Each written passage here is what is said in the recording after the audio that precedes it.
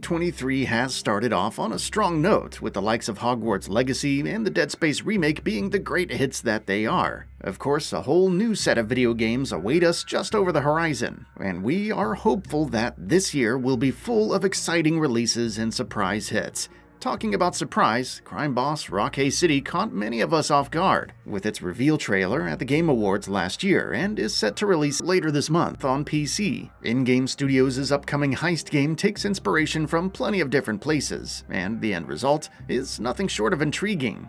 You need the control room to get the Skylight open for the chopper. Camera is dead.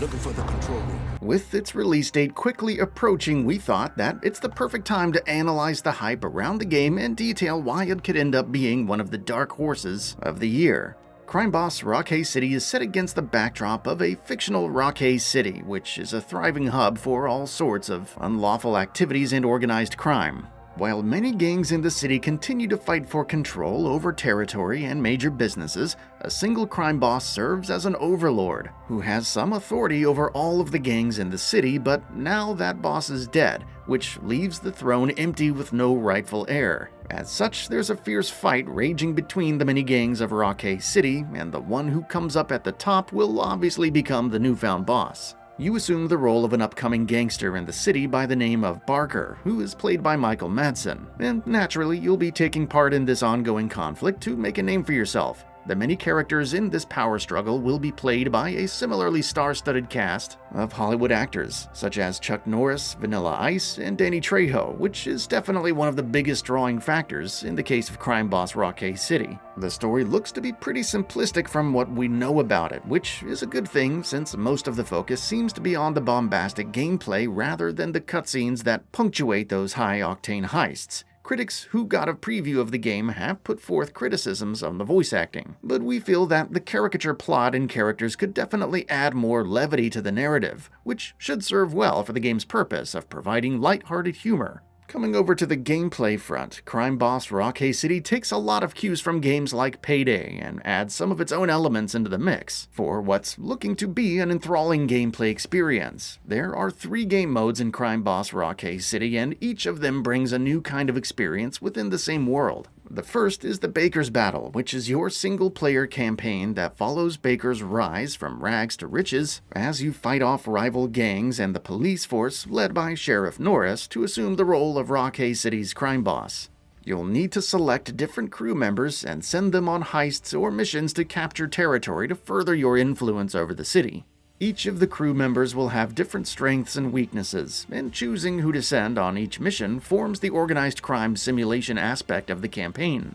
While the right crew members are enough to complete any job, you can also send Baker alongside them to earn higher payouts. What makes it interesting is that Baker's Battle is a roguelike campaign, which means that permadeath will be an important mechanic, so you'll have to be really careful while conducting heists, since one wrong move could easily kill your best crew members, or even Baker himself. Further elevating that tension will be the resistance from the Rockay City Police Department, which will dynamically alter based on the amount of chaos and unnecessary violence Baker causes with each heist.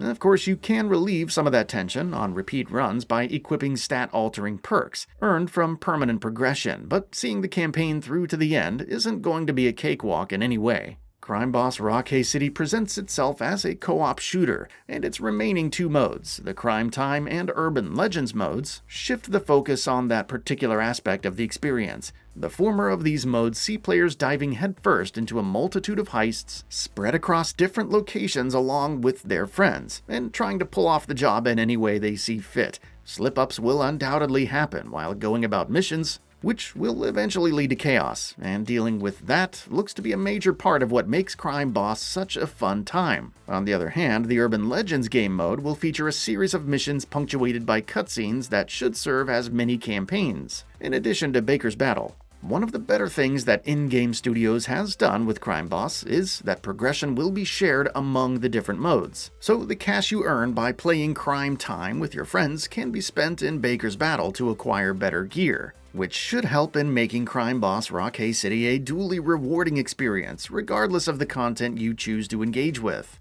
It seems that Ingram Games seems to have done a great job of making a content-rich experience, which should keep players engaged for hours upon hours on end. We just hope it can deliver on its lofty promises. While there is currently no information available on post-launch support for the game, it's practically a given if the game manages to reach its targeted sales figures. And that brings us over to the business side of things. Crime Boss Rockay City finds itself as one of the promising candidates, at a time when fans have been starving for a good co-op shooter for a long time, and more so for a chaotic heist game like Crime Boss Rockay City. Competing products such as the likes of Payday 3 are still some ways away from release, which further strengthens the case for this game. Furthermore, In-Game Studios has done a pretty commendable job of marketing the game to cater to a wide audience. Firstly, as mentioned previously, the game features a star-studded cast of household names in Hollywood, which allows it to reach a big target audience in the first place. And secondly, the short turnaround period between reveal and release also helps keep excitement surrounding the game at a constant high throughout that cycle. As such, there are plenty of factors that are currently in favor of Crime Boss Rockay City, but the developer can't just win on the basis of public goodwill alone at this point. It needs to deliver the goods. It'll have to deliver on its promise of a bombastic heist game to win the trust of gamers. And assuming it does that, we can't think of why it wouldn't end up dominating sales charts in the coming months.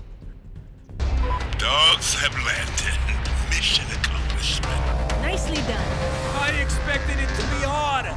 That's all for now. If you enjoy what you saw, please hit the like button. And if you're new to the channel, now is a great time to subscribe. We upload brand new videos every single day. After subscribing, don't forget to enable all notifications by clicking the bell icon. Thanks for watching this video, and we'll see you next time, right here on Gaming Bolt.